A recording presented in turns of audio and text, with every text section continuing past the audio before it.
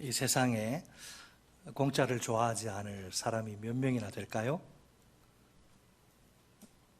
목사인 저 역시 공짜가 싫지는 않습니다. 공짜의 유혹 앞에서 머리카락 빠질까봐 걱정하는 사람은 아마 없을 겁니다. 누구나 오후에 동네 마트를 방문하면 공짜로 다양한 음식을 즐길 수 있습니다. 그렇죠? 시식 코너에 음식 여러분 아시죠? 그렇다고 너무 공짜에 길들여지면 곤란합니다. 자칫하다간 염치 없는 사람 취급당할 수도 있으니까요. 아무리 마트 시식 코너에 맛배기 음식이 공짜라도 번번이 집어먹을 수만은 없습니다. 가끔은 판매원에게 환한 미소 날리며 한 봉지 정도 구입해야 마음이 불편하지 않습니다. 그래야 다음에 또 거길 찾아갈 수 있겠지요? 시식 코너 잘 안 드시나 보네. 잘 드셔야 이게 연결이 잘 되는데. 자, 우리 신앙의 영역은 어떨까요? 신앙의 영역. 당연히 구원은 공짜로 받는 게 맞습니다. 그렇죠? 그래서 구원을 전적인 하나님의 은혜, 곧 선물이라고 하지요. 우리 인간편에서 애쓰고 노력해서 얻는 것이 아니란 말입니다. 구원은. 그런데 오늘 본문에서 우리는 예수님을 통해 좀 다른 이야기를 듣습니다. 내용은 예수님의 제자가 되는 길입니다. 예수님은 제자가 계산해야 되는 비용에 대해 말씀하십니다. 공짜로 제자가 될 생각은 아예 하지 말고 비용을 정확히 계산하라는 것입니다. 아니, 우리가 구원을 받는 것과 예수님의 제자가 되는 것이 다르다는 말입니까? 구원은 공짜로 받지만 예수님의 제자가 되기 위해 대가를 지불해야 한다니요? 아니, 이게 도대체 무슨 말인가요? 오늘 본문을 두 파트로 나눠서 살펴보겠습니다. 따라서 하십니다. 첫째, 예수님은 제자를 원하신다. 예수님이 무리를 원하시는 것이 아니고 제자를 원하신다. 먼저 본문 25절은 우리에게 배경을 간략히 소개합니다. 예수님이 돌이키셔서 자신을 따르는 그 수많은 무리에게 말씀하십니다. 예수님은 사람들이 자신에게 헌신하기를 바라십니다. 진정으로 헌신하기를 바라십니다. 단순히 많은 사람들이 무작정 맹목적으로 자기를 우르르 몰려다니면서 이렇게 막 쫓아다니는 것을 바라시지 않습니다. 그러니까 예수님이 원하시는 사람은 무리가 아니라 제자입니다. 언제나 예수님은 자기에게 나오는 그런 사람은 그 어느 누구도 거절하시지 않습니다. 다 받아주세요. 그래서 오늘도 누구든지 예수님께 나올 수 있습니다. 예수님을 따를 수 있습니다. 그렇다고 해서 그들이 모두 예수님의 제자가 될 수 있는 것은 아닙니다. 우리식으로 말하면 어떨까요? 어떤 사람이 우리처럼 이제 주일날 예배 시간에 맞춰 교회를 찾습니다. 또 새가족부 교사들의 안내에 따라 등록 카드를 작성한 후 제출합니다. 광고 시간에 온 회중 앞에서 소개 및 환영의 시간을 갖습니다. 그러면 다들 우리는 그를 교인으로 인정해 줍니다. 이처럼 누구나 마음만 먹으면 어렵지 않게 교인이 될 수 있습니다. 처치 멤버가 될 수 있어요. 당신은 이래서 안 되고 또 당신은 저래서 안 돼. 이런 식으로 사람을 가려서 받는 큰 교회는 없지요. 만약 이 교회에서 안 받아주면 다른 교회로 가면 그만 아닙니까? 널려 있는 게 교회다 보니까 마음이 끌리는 대로 선택할 수 있어 참 좋습니다. 또 교인으로서 교회 출석 잘하고 몇몇 종교적 의무에 충실하면 높은 점수를 평가를 받습니다. 어느 정도 세월이 지나면 직분자로 세워져 교회를 섬기게 됩니다. 그럼에도 불구하고 예수님이 그를 자신의 제자로 인정하시는 건 아닙니다. 교인이 되고 직분자가 되는 것과 예수님의 제자가 되는 것은 다른 문제입니다. 제가 이번 봄학기에 생명의 삶과 새로운 삶을 동시에 시작한 이유는 무엇입니까? 예수님의 제자를 만들기 위해서입니다. Make disciples. 특히 생명의 삶은 평일 참석이 힘든 분들을 배려해 주일 오후반까지 개설할 정도입니다. 굳이 이렇게까지 힘들게 목회할 필요가 있을까요? 생명의 삶은 2시간 반, 새로운 삶은 2시간, 강의 시간만 그래요. 준비 시간은 빼고. 뭐 이렇게까지 뭐 할 필요가 있겠습니까? 왜 그렇게 힘들게 하느냐? 물론 삶 공부 같은 거 하지 않고도 얼마든지 목회할 수 있습니다. 그러나 예수님의 제자는 만들기 힘듭니다. 인류 구원의 위대한 드라마를 완성하시기 위한 우리 주님의 마스터 플랜, 청사진을 생각해 보세요. 가서 모든 민족을 제자로 만드는 것입니다. 누가 이 일을 해야 합니까? 무리가 아니라 예수님의 제자들이 해야 합니다. 예수님 곧 이제 십자가에서 죽으시고 부활 승천하시면 남겨진 제자들이 해야 된단 말이에요. 무리들은 다 뿔뿔이 흩어지게 돼 있으니까. 예수님의 제자들이 가서 다른 사람들을 제자로 만들어야 합니다. 그러면 그 제자들이 또 다른 곳으로 가야 합니다. 거기서 또 다른 사람들을 제자로 만들어야 합니다. 어떤 경우에라도 제자 만드는 사역은 중단될 수 없습니다. 교회의 다양한 사역들 중에서도 핵심 사역입니다. 분명 예수님은 우리가 무리로 살다가 무리로 죽는 것을 바라시지 않습니다. 예수님을 믿고 따르는 삶은 취미생활이나 동호회 활동과는 차원이 다릅니다. 애초에 적당히 대충 신앙생활 해도 괜찮다, 이런 아니란 생각은 버려야 합니다. 그것은 실로 위험천만한 무서운 생각입니다. 따라서 하십니다. 둘째, 제자가 되려면 비용을 계산해야 한다. 코스트, 대가를 지불해야 합니다. 솔직히 예수님의 제자가 되는 것은 그리 간단하고 쉬운 일이 아닙니다. 과연 예수님이 가르쳐 주신 제자가 되는 길은 무엇입니까? 첫 번째 길은 미워하는 거예요. 사랑하는 것이 아니고 미워하는 거예요. 우리 다 같이 보면 26절 말씀을 한 목소리로 읽겠습니다. 26절 시작. 무릇 내게 오는 자가 자기 부모와 처자와 형제와 자매와 더욱이 자기 목숨까지 미워하지 아니하면 능히 내 제자가 되지 못하고. 아멘. 자, 뒤집어 이야기하면 능히 내 제자가 되려면 이런 것 미워하라 이거죠. 현재 예수님의 마음은 그분께 오는 자를 향합니다. 예수님께 오는 자는 예수님의 뒤에서 이렇게 길을 가는 사람, 그러니까 예수님 뒤에서 따라가는 그런 자이죠. 예수님께 온다, 예수님을 뒤따른다, 이 두 가지 행동 사이에 약간의 뉘앙스, 느낌 차이가 있습니다. 예수님께 오는 행동은 그분과 개인적인 관계를 맺는 것을 강조합니다.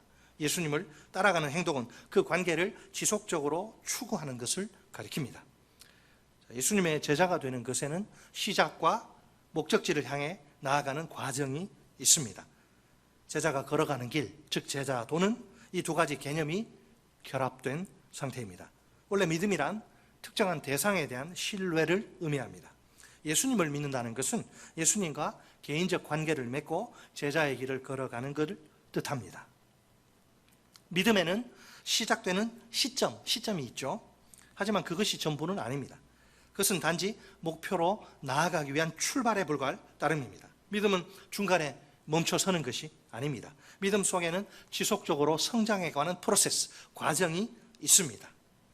이것이 바로 믿음이 가진 본질적인 역동성입니다. 믿음은 정상이면, 건강하면 자라게 되어 있습니다. 정상적인 아기가 이제 성장하듯이 육체가 이렇게 커가듯이 믿음은 병이 나지 않고 고장나지 않는 한 믿음은 자라게 되어 있어요. 역동적인 파워가 있습니다. 믿음 자체에는. 이 역동성이야말로 믿음에 있어서 필수 요소입니다. 믿음은 새로운 관계 속으로 진입하는, 들어가는 것입니다. 제자도는 근본적으로 예수님께 대한 신실한 변함없는 헌신을 요구하는 법입니다. 예수님의 제자는 다른 어떤 대상보다 예수님을 가장 좋은 자리에 두어야 합니다. 정확히 말해 다른 대상과 예수님을 비교하기란 불가능합니다. 따라서 오직 최고의 자리는 오직 예수님 한 분만이 거기 차지하셔야만 합니다. 제자와 예수님 사이에는 그 무엇도, 그 어느 누구도 끼어들 수 없습니다. 부모, 자식, 처자 안 돼요. 자기 목숨도 안 됩니다. 이상한 말 같지만 누구든지 예수님의 제자가 되려면 사람들을 미워야 합니다. 그 미움의 대상이 누구입니까? 놀랍게도 자기 부모와 처자와 형제와 자매입니다. 뭐 손주도 붙여도 돼요, 요새는. 자, 한 걸음 더 나아가 자기 목숨까지 미워해야 합니다. 아니, 이게 무슨 말입니까? 가족이 누굽니까? 가장 친밀하고 가까운 사람들이 아닙니까? 다른 그 어떤 사람들보다 귀하고 소중한 존재들이 아닙니까? 누구에게나 목숨은 딱 하나뿐이지 않습니까? 이 모든 것들은 이 세상 그 무엇과도 바꿀 수 없는 보배입니다. 어떻게 보배를 미워할 수 있단 말입니까? 우리가 이 말을 문자적으로 이해하면 곤란합니다. 그 대신 수사학적으로, 과장법으로 이해해야 합니다. 그렇지 않으면 진짜 큰 문제가 발생합니다. 이웃을 자기 자신과 같이 사랑하라 하신 예수님의 계명은 어떻게 되는 겁니까? 가족도 이웃의 그 범주에 포함되니까 정면으로 충돌하게 되지 않습니까? 그러면 이웃 사랑의 계명은 설득력을 완전히 잃어버리게 됩니다. 절대로 예수님이 한 입으로 서로 반대되는 두 말씀을 하실 리가 없지요. 일구이연을 하시지 않죠, 우리 주님은. 그렇다면 어떤 대상을 미워하라는 요구는 이게 무슨 뜻일까요? 그 대상을 예수님보다 더 적게, 더 조금 사랑하라는 의미입니다. 예수님을 따르는 것은 예수님을 첫째로 으뜸으로 사랑하는 것을 뜻합니다. 그러기 위해서는 어떻게 해야 할까요? 심지어 자기 가족이나 자기 목숨보다 예수님께 더 우선권을 두어야 합니다. 다른 모든 관심사는 예수님을 따르는 것보다 부차적인 가치가 있는 셈이에요. 자, 마태는 좀 용어를 순화해서 이렇게 표현합니다. 부드럽게 마태복음 10장 37절 말씀과 비교해 보세요. 아버지나 어머니를 나보다, 나는 예수님입니다. 아버지나 어머니를 나보다 더 사랑하는 자는 내게 합당하지 아니하고, 아들이나 딸을 나보다 더 사랑하는 자도 내게 합당하지 아니하며. 자, 이런 사람들이 있어요, 없어요? 없으면 왜 이런 말씀하시겠습니까? 예수님 당시에도 이런 사람들이 있었고, 오늘날도 예수보다 더 사랑하고 더 아끼고 더 소중히 여기는 그런 대상들을 두고 있는 사람들이 교회 다니는 사람들 중에 있습니다. 예수가 최고가 아니에요. 어떤 경우에라도 결코 우선순위가 이게 뒤바뀌면 안 된다는 거예요. 아무리 부모가 소중해도 예수님보다 더 사랑할 수는 없습니다. 제 아무리 아들이나 딸이 손주가 귀하다 해도 5대 독자, 10대 독자 해도 예수님보다 더 사랑할 수는 없습니다. 그렇지 않고 부모나 아들이나 딸, 손주를 예수님보다 더 사랑하면 큰 문제입니다. 그런 사람은 예수님께 합당하지 않습니다. 예수님의 제자가 될 수 없습니다. 사실 예수님의 이 말씀은 1세기 배경 아래에서 이해해야 이게 정확하게 와닿아요. 그 당시 어떤 유대인은 대대로 유대교를 신봉해요. 유대교 말고는 유대교가 일신교예요. 외에는 절대 안 됩니다. 근데 그 당시 어떤 유대인이 이제 개종을 하는 거예요. 예수님을 믿기로 딱 결정을 하면 어떻게 됩니까? 난리가 나지. 가족 공동체에서 퇴출되는, 쫓겨나고 호적 파는 거예요. 너 감히 유대교를 버려? 뭐 나사렛 예수가 어쩌다고? 너 이제 더 이상 내 자식 아니다. 이렇게 되는 거예요. 얼마나 무섭습니까? 그렇다고 이게 퇴출 추방이 두려워서 하나님과의 관계보다 가족과의 관계를 더 우선시하면 어떻게 될까요? 그는 결코 예수님을 따를 수 없습니다. 무슨 말이에요? 예수님의 제자가 되려면 다른 모든 것은 내려놓을 각오가 되어 있어야 한다, 이 말이에요. 이거 전적인 헌신. 내가 너희에게 내 전부를 주었으니 너희도 내게 전부를 다오. 내가 너를 위해서 목숨을 버렸으니 너도 나를 위해 목숨을 버려다오. 적당히 대충 하지 마라. 전적인 헌신이에요. 그걸 이야기하는 거예요. 감히 나보다 뭘 더 사랑해? 너 부모, 처자식, 택도 없는 소리 하지 말라는 거예요. 주님을 제일 사랑하시기 바랍니다. 자, 1세기와 오늘날은 예수님을 믿는 환경 자체가 너무나 달라요. 지금은 어때요? 지금 예외적인 경우가 아니라면 누구나 예수님 아주 쉽고 편하게 믿을 수 있습니다. 반면에 1세기 유대인들이라고 하면 좀 전에 이야기했잖아요. 이야기가 180도 달라집니다. 그들이 예수님을 우리처럼 뭐 쉽고 편하게 믿을 수 있는 방법 전혀 없어요. 예수님을 선택하는 자는 곧바로 그 선택에 대한 대가를 지불해야 합니다. 아주 피눈물을 쏟을 정도로 혹독하고 처절한 대가입니다. 목숨을 잃기도 하고. 종교의 자유가 헌법으로 보장된 이 대한민국 얼마나 좋아요. 우리 대한민국에 살다 보니 이게 감이 우리는 잘 오지 않아요. 그래도 이 지구상에 비슷한 경우가 있습니다. 오늘날 무슬림 국가에서 예수님을 믿을 때 개종하면 어떤 일이 벌어질지 생각해 보세요. 기독교로 개종하잖아요. 그러면 가족들로부터 엄청난 박해를 각오해야 합니다. 심한 경우 죽여버립니다. 목숨까지 잃을 수 있어요.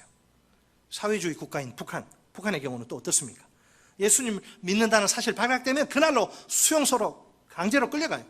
슬프게도 인생 자체가 완전히 한 방에 비극으로 끝나는 거예요. 인생 끝나는 거예요. 얼마나 큰 희생이고 대가란 말입니까? 그래도 무슬림이든 북한에 있는 사람이든 영생을 얻고 구원을 얻으려면 죽을 각오를 하고 예수를 믿어야 돼요. 그 방법밖에 없어요.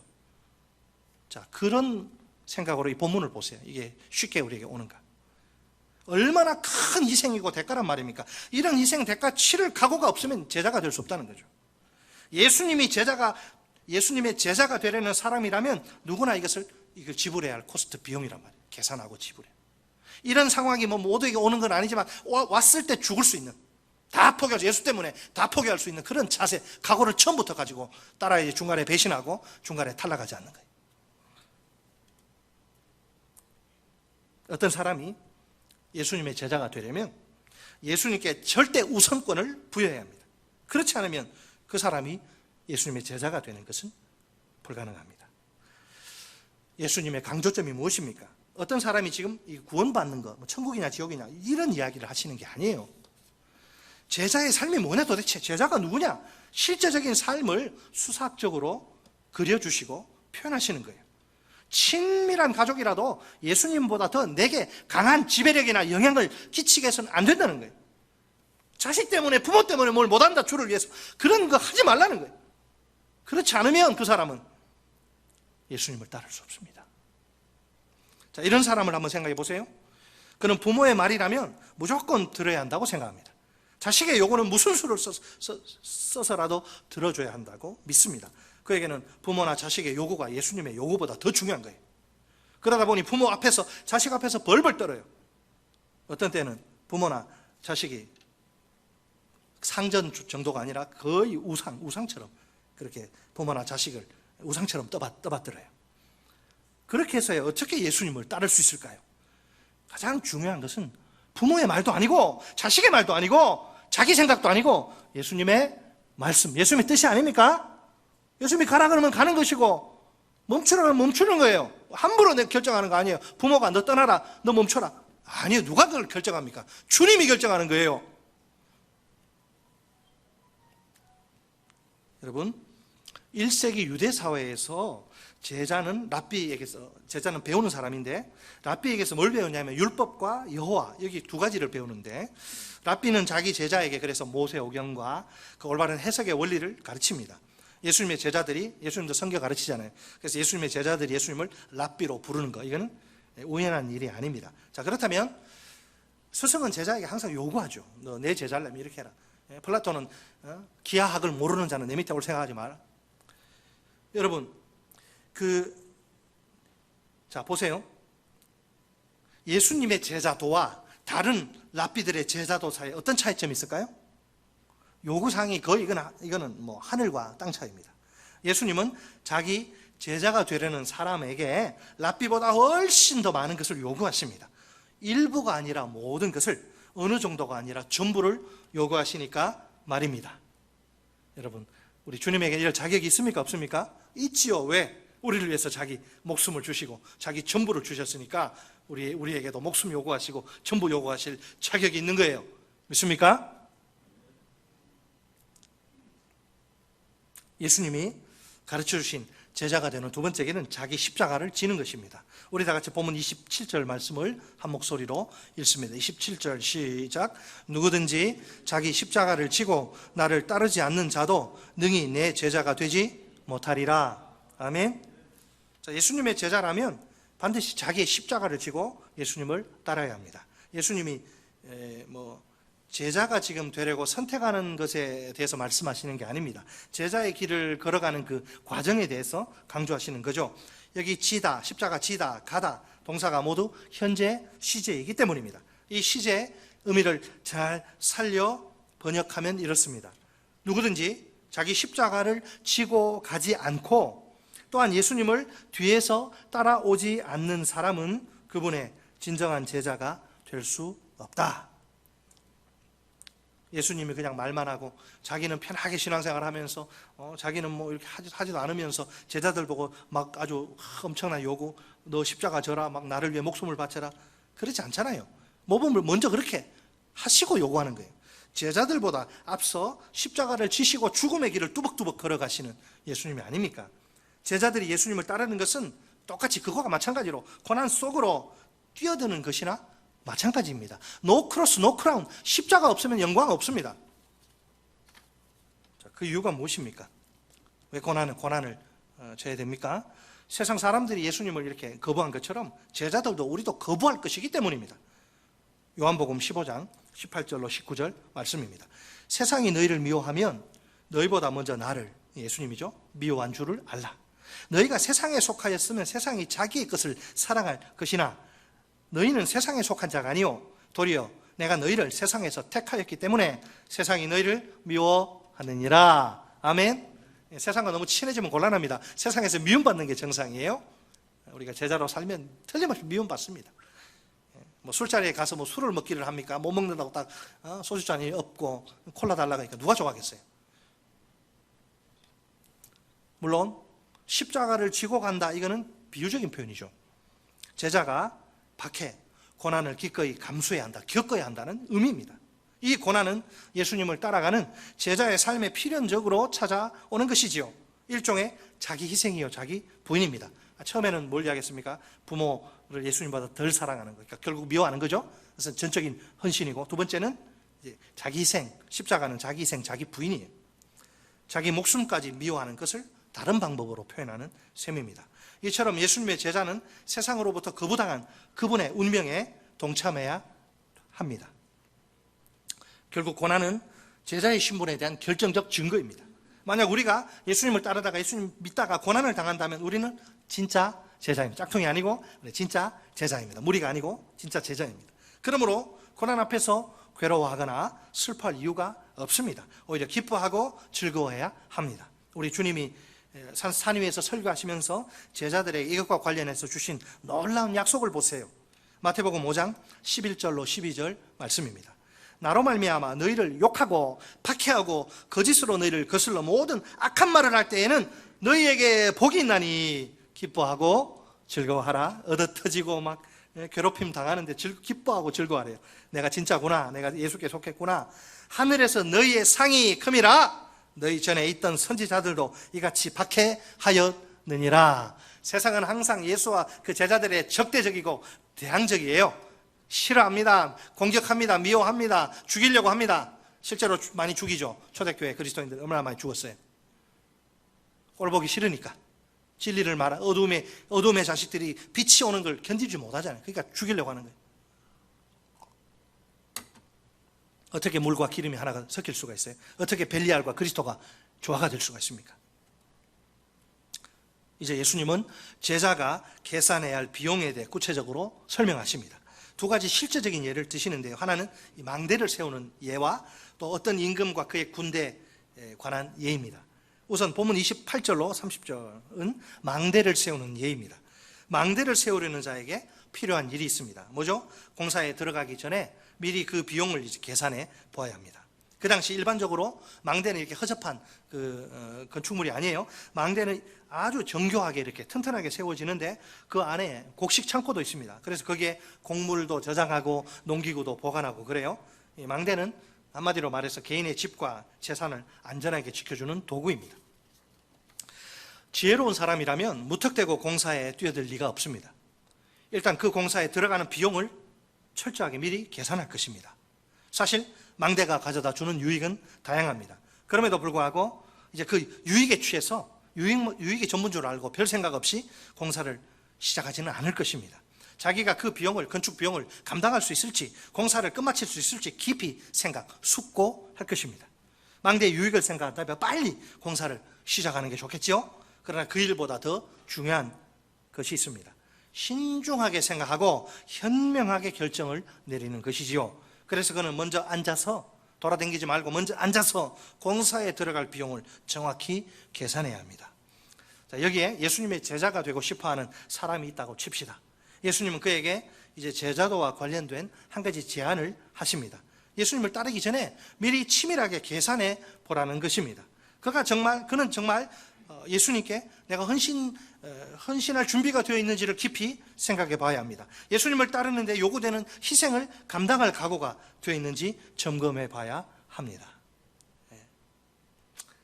뭐 옛날 이야기해서 그렇지만 제가 우리 청년들 지도할 때 청년부가 이제 뭐 이게 덩치가 있어서 그렇기도 하지만 청년부 회장이나 뭐 이렇게 임원이 되면요 사생활이 없어요. 사생활이 맨 토요일 모여서 밤낮 기도하고 주일날 하루 종일 그냥 교회에서. 그래서 나중에 하소연은 목사님 연애할 시간이 없어요.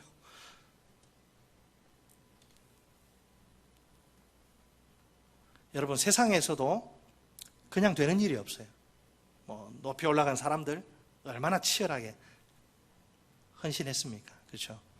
제자가 되는 것도 이게 그냥 뭐 교회만 오래 다닌다고 되는 게 아니에요. 만약 사전에 미리 계산해 보지 않고 공사를 시작하면 어떻게 될까요? 본문 29절 말씀입니다. 그렇게 아니하여 그 기초만 쌓고 능히 이루지 못하면 보는 자가 다 뭐한다? 비웃는다 말이에요. 비웃는다 말이야. 창피하죠. 기초는 어찌해서 겨우 이렇게 쌓을지 모르지만 완공에는 실패하고 말겠지요. 큰 실수를 한 셈입니다. 미완성의 망대가 이게 아름답게 보일 리가 있습니까? 단지 공사를 시작한 사람의 그 미래나 어리석음만을 똑똑히 폭로할 뿐입니다. 지나가던 사람들이 볼 때 다들 그냥 혀를 차는 게 얼마나 한심하다고 생각할까요? 모든 자들이 그냥 기가 차서 희죽희죽 웃을 정도입니다. 이렇게 해서 망대를 세우려는 자의 노력은 헛수고가 되고 맙니다. 비단 이게 망대를 세우는 일만 그런 게 아닙니다. 만약 어떤 일을 시작은 하지만 끝 마무리를 못하고 내버려둘 수밖에 없는 형편이다. 그러면 어떨까요? 무리한 일을 벌인 것이니 참으로 어리석은 행동이라 할 수 있습니다. 계속해서 예수님은 이제 31절로 32절에서 두 번째 비유를 제시하십니다. 이 비유는 행동 이전에 반드시 취할 조사의 중요성을 강조합니다. 어떤 임금이 다른 나라 임금의 군대와 전쟁을 벌이려는 것이 그 내용이죠. 현재 이 임금은 중대한 결정의 갈림길에 서 있습니다. 다른 나라 임금의 군대와 전쟁을 해야 할지 말아야 할지 결정이 필요한 상황입니다. 이 임금의 군대는 적대 관계에 있는 임금의 군대보다 규모가 훨씬 작아요. 정확히 말해 그 수가 50% 반밖에 안 돼요. 나는 10,000명, 쟤들은 20,000명입니다. 병력 면에서 뭐 말도 안 되는 열세인 처지죠. 그렇다면 전쟁을 개시하기 전에 시급한 일은 무엇일까요? 적군에 비해 절반밖에 안 되는 이 규모의 군대로 승산이 있을지를 판단해야 합니다. 만약 병력의 열세를 극복하고 승리할 수 있다 이런 판단 들면 전쟁을 결단할 수 있습니다. 반대로 승리의 가능성이 희박하다, 붙으면 완전히 박살난다 그러면 전쟁 벌일 생각은 애시당초 접어야죠. 그런 상황에서 무모하게 전쟁을 개시하다가는 패전의 멍에를 뒤집어쓰기 십상입니다. 막대한 피해까지 고스란히 떠안게 될 것은 두말할 필요조차 없겠죠. 그 백성들은 임금 잘못 만나가지고 아주 그냥 고생하는 거죠. 죽는 거죠. 예수님의 질문을 보세요. 어떤 임금이 전쟁의 승패를 미리 헤아려 보지 않겠느냐. 헤아려 본다는 거예요. 이게 내가 이길 수 있는 전쟁인가 아니면 이길 수 없는 전쟁인가. 사전에 이런 만약 이 임금이 명군이라면, 유능한 임금이라면 당연히 그 상황을 면밀히 검토할 것입니다. 예수님의 제자가 되는 것도 이와 마찬가지입니다. 미리 제자도에 대해 이런 식으로 주의 깊게 헤아려 보아야 합니다. 내가 예수님의 제자가 되려면 먼저 어떻게 해야 할까? 제자도는 오늘 내게 무엇을 요구할까? 사전에 이런 깊은 생각 없이 무작정 예수님을 따라 나선다면 어떨까요? 10중 8구 제자로서의 삶에 실패하고 말겠지요. 어리석은 자가 되고 마는 겁니다. 이 임금이 상황을 정확히 판단한 경우에 어떻게 지혜로운 결정을 내릴 것입니다. 자기도 살고 군사들도 살고 백성들도 사는, 괜히 승산 없는 전쟁을 벌이다가 치명적인 피해를 나라가 절단나고 그런 피해를 입는다면 이게 낭패가 아닙니까?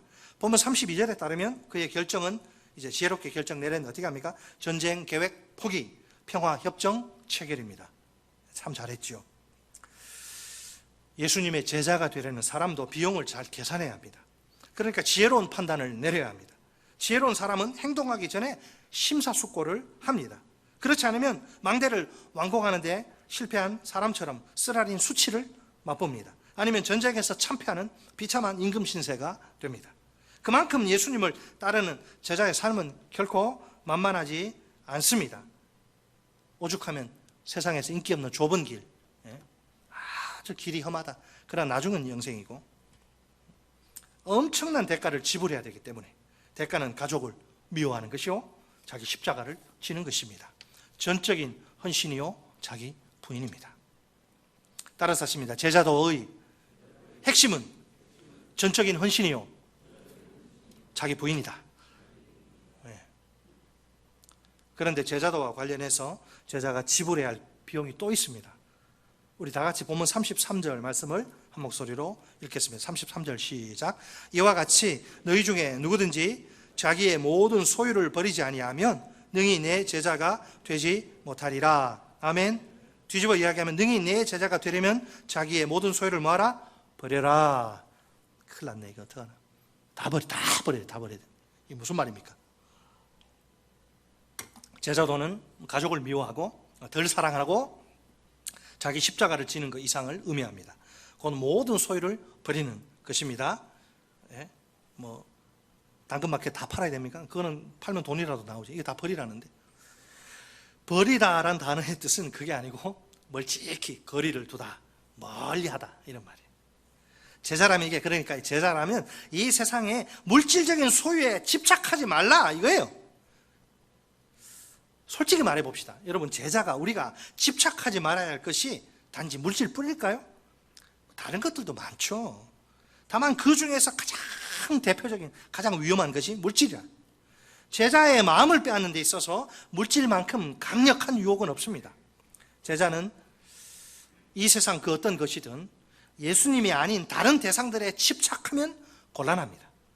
제자의 길을 걸어가는데 막대한 악영향을 끼치게 될 테니까 말입니다. 그것 때문에 뭘 못해요. 주의 일을 못해. 그것 때문에. 제자란 인생의 초점을 예수님께 맞추고 사는 사람입니다. 모든 상황 속에서 언제나 예수님이 그의 인생의 첫째 으뜸, 퍼스트가 되셔야 합니다. 이렇게 올바른 우선순위를 세우고 붙들고 끝까지 예수님을 따라가야 합니다. 아마 이쯤 되면 우리 머릿속이 상당히 복잡할지 모릅니다. 표정이 막 굳어지고 막 큰일 났다, 이거 어떡하냐, 막 여러 가지 생각들이 뒤엉켜서 혼란스러울 겁니다. 아니, 과연 예수님을 따르는 삶이 그만한 가치가 있는가? 내 모든 것을 전부 던져도 아깝지 않다고 생각할 정도로 과연 그런 가치가 있는가? 물론 당연히 그럴 만한 충분한 가치가 있습니다. 세상 모든 거 다 잃어도 예수 얻으면 다 얻은 거예요? 세상 모든 거 다 가져도 예수 하나 잃으면 전부 잃은 거예요. 예수에게 최고의 가치가 있습니다. 야, 이거 목사님 말 설교 듣고 그냥 했다가 나중에 이거 누가 책임지나? 이게 손해보는 장사 아닙니까? 절대로 그렇지 않습니다. 그러니 얼마든지 안심하셔도 좋습니다. 만약 예수님이 우리에게, 제자들에게 약속하신 모든 것, 어마어마한 게 준비되어 있는데 그 모든 것들을 한 번에 풀어가지고 확 다 주신다면 어떨까요? 솔직히 감당 못하죠. 우리가 하늘에 속한 엄청난 보화를 지금 이렇게 미리 땡겨서 보화를 소유하게 되는 거죠. 그 어마어마한 소유의 가치를 한번 생각해 보세요. 이 세상 그 어떤 보물과도, 보물의 총합보다도 비교할 수 없는 그런 가치가 아닙니까? 이 조그만, 이 아주 조그만 세상, 그거 좀 더 남들보다 좀 더 하려고 막 아등바등, 그 세상과 비교할 수 없는 영원의 세계가 있는데, 생각 잘 해야 되면 우리가 살 때 한 번밖에 없는 짧은 인생, 장차 예수님의 제자로서 우리가 누릴 소유보다 더 위대한 소유는 이 세상에 없어요. 그렇다면 예수님을 따르는 우리 제자야말로 가장 가치 있는 복된 인생, 세상 사람들이 좋아하는 명품 인생이에요. 뭐 이상한 이름, 하도 이름 이상하지 몰라요. 시계가 2억 하고 막 그런 거 껍데기 치장하는 그런 인생이 아니고 속이 꽉 찬 명품 인생, 우리 제자가 그런 줄 믿으시기 바랍니다. 자, 끝으로 예수님은, 이게 지금 굉장히 심각한 말이고 설교하기 너무너무 부담스럽고 힘들어요. 솔직히 예수님은 제자도와 관련된 한 가지 경고를 덧붙이십니다. 34절로 35절. 먼저 34절 우리 읽어볼까요? 시작. 소금이 좋은 것이나 소금도 만일 그 맛을 잃으면 무엇으로 짜게 하리요? 아멘. 왜 갑자기 소금 이야기합니까? 제자들이 뭐 소금 저혈압이라서 소금 많이 먹으면 고혈압 제자들 만약에 있다면 큰일 나잖아요. 소금 짜게 먹으면 혈압 확 올라가요. 큰일 납니다. 왜 소금, 제자 이야기하다가 소금 이야기하다. 제자하고 소금이 공통점이 있나요? 있죠. 이 대체 불가고 꼭 필요한, 세상에 꼭 필요한 거죠. 소금이 고유한 맛을 지니고 있을 때에는 사람들에게 유용합니다. 사람을 행복하게 해요. 아주 소중한 역할을 감당하기 때문입니다. 하지만 소금이 그 맛을 잃어버린다, 끝나는 거예요. 그러면 상황이 완전히 달라지고 더 이상 소금은 아무 쓸모가 없어요. 있을 필요가 없어요. 세상에 존재할 이유가 없어요. 이 비유의 결론은 35절 말씀입니다. 자, 35절 같이 읽습니다. 시작. 땅에도 걸음에도 쓸데없어 내 버리느니라. 들을 귀가 있는 자는 들을지어다 하시니라. 아멘. 아무리 이야기해도 이 귀머거리들은 들을 수가 없어요. 그러니까 예수님이 아주 간절한 마음으로 제발 좀 들어라. 들을 게 있는 자 제발 들어라. 심각한 이야기하는 거잖아요. 지금 이게 맛을 잃은 소금, 예? 제자도에 실패한 제자 아닙니까? 맛을 잃은 소금은 아무 것에도 적합하지 않습니다. 그 소금은 부차 심지어 2차 용도로도 사용될 수 없습니다. 예를 들면 거름이나 비료의 역할을 생각하시면 됩니다. 방부제, 그러니까 천천히 발효시키기 위한 방부제 역할 말입니다. 한마디로 말해서 더 이상 존재 가치가 전혀 없는 거예요. 맛을 잃은 제자 역시 마찬가지입니다. 하나님은 그런 제자를 더 이상 사용하시지 않습니다. 사실상 제자의 삶이 거기서 딱 끝났다고 봐야겠죠. 존재의 이유와 목적이 사라진 셈입니다. 더 이상 있을 이유가 필요가 없는 사람, 그는 제자가 아닙니다. 우리가 여러분 예수님의 제자로서 하나님께 쓰임받는 것 자체가 얼마나 큰 축복이요 영광입니까? 두말하면 잔소리입니다. 이 세상 그 어떤 영광, 그 어떤 축복과도 비교할 수 없는 최고의 영광, 최고의 축복입니다. 반대로 하나님이 그 인생을 예전에는 조금 썼는지 몰라도 그 인생을 다시는 사용하지 않는다? 얼마나 비참한 일이란 말입니까? 주님이 버린 인생, 이 세상에서 성공하고 출세하면 뭐합니까? 하나님께 아무런 의미가 없는 인생인데 말입니다. 우리 모두 예수님의 경고의 음성을 가슴 깊이 새겨둡시다. 들을 귀가 있는 자는 들을지어다. 하나님께 아직 우리 기회가 있잖아요. 아직 뭐든지 할 수 있잖아요. 우리가 하나님께 사용될 수 있는 기회가 있잖아요. 우리 인생의 가장 큰 축복이요 특권이에요. 반대로 그 소중한 기회 잃어버리는 것, 참으로 가슴 아픈 일입니다. 하나님께 아무 쓸모없는 인생이라니요. 마태복음 5장 13절은 맛을 잃어버린 소금의 운명을 좀 더 사실적으로, 굉장히 자극적으로 이렇게 묘사합니다. 너희는, 제자들이죠, 너희는 세상의 소금이니 소금이 만일 그 맛을 잃으면 무엇으로 짜게 하리요? 후에는 아무 쓸데없어 다만 밖에 버려져 사람에게 밟힐 뿐이니라. 주님께 쓰임받는 아름다운 인생, 사람에게 버려져서 주님께 버림받아 사람에게 짓밟히는 인생,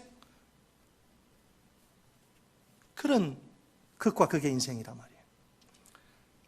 우리 눈앞에 완전히 서로 다른 두 개의 길이 있습니다. 하나는 제자의 길이요, 다른 하나는 무리의 길입니다.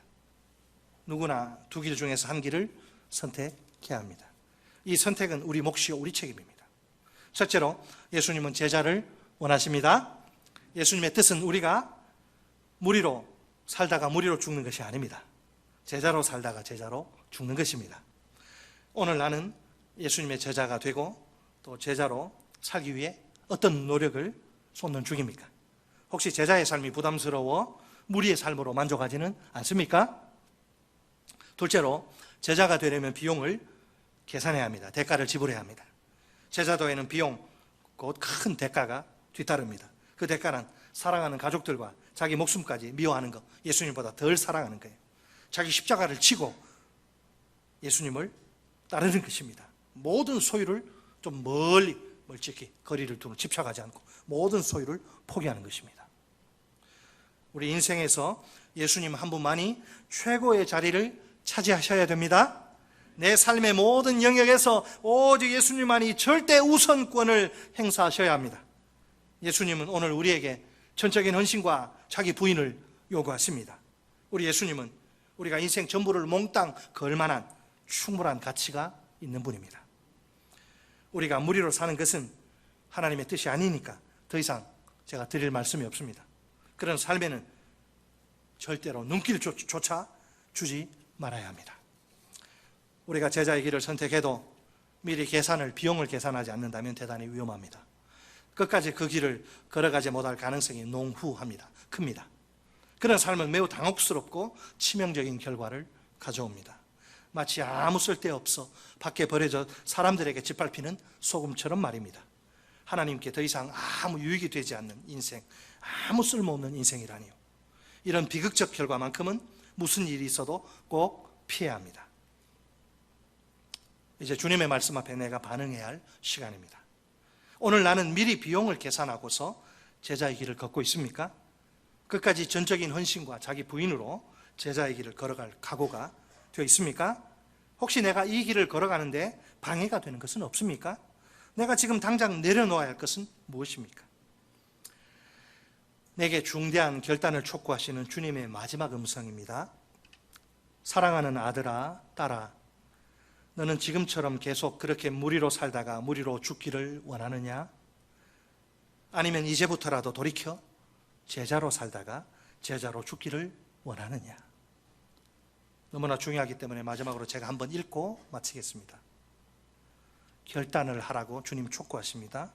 사랑하는 아들아, 딸아, 너는 지금처럼 계속 그렇게 무리로 살다가 무리로 죽기를 원하느냐? 아니면 이제부터라도 돌이켜 제자로 살다가 제자로 죽기를 원하느냐?